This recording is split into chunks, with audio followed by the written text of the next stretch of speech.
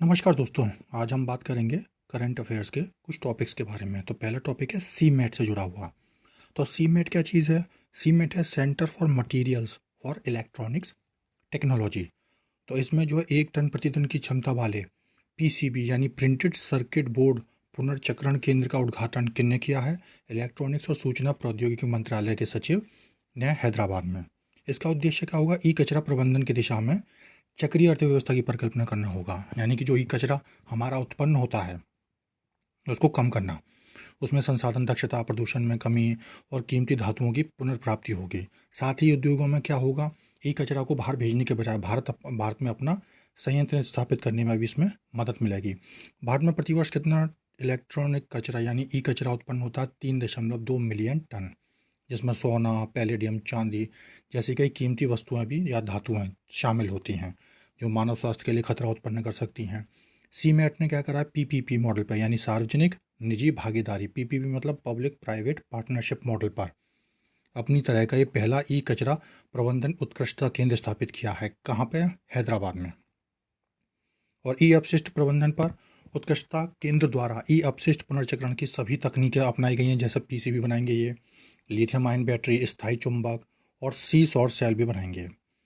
Cement ने केवल पुनर्चक्रण तकनीकों का विकास किया है, बल्कि इसके लिए आवश्यक प्रसंस्करण उपकरण भी डिज़ाइन और निर्मित किए हैं। दूसरा टॉपिक है डेटा गोपनीयता दिवस के बारे में। तो डेटा गोपनीयता दिवस किससे जुड़ा है? 28 जनवरी से। इस दिवस के आयोजन का प्राथमिक उद्देश्य क्या है? आम लोगों को डेटा गोपनीयता के प्रति संवेदनशील बनाना और गोपनीयता जो प्रथाएं हैं उनके सिद्धांतों के प्रसार को बढ़ावा देना है। यह दिवस गोपनीयता की संस्कृति को विकसित करता है।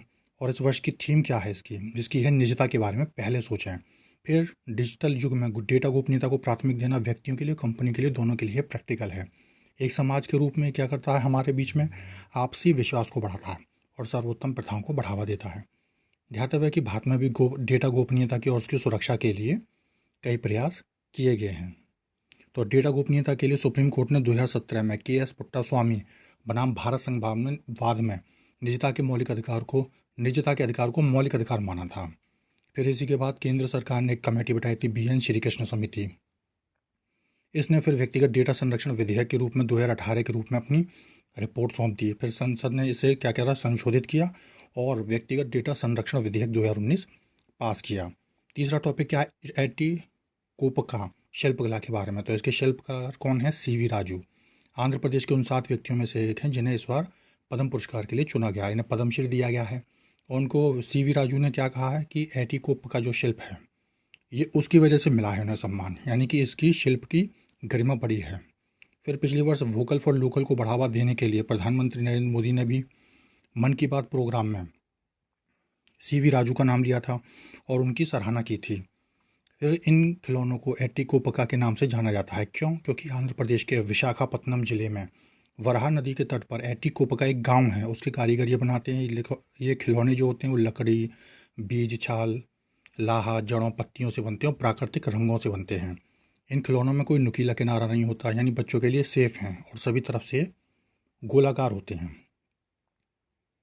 फिर इन खिलौनों को क्या है कि कोई नुकीला किनारा नहीं होता और सब तरफ से गोल होते हैं। और इनको 2017 में भौगोलिक संकेत यानी GI टैग दिया गया था। भौगोलिक संकेत उन उत्पादों पर दिया जाता है जो कि इनकी अपनी विशिष्ट भौगोलिक स्थिति होती है और उनकी गुण और प्रतिष्ठा भी उस एरिया में पाई जाती है।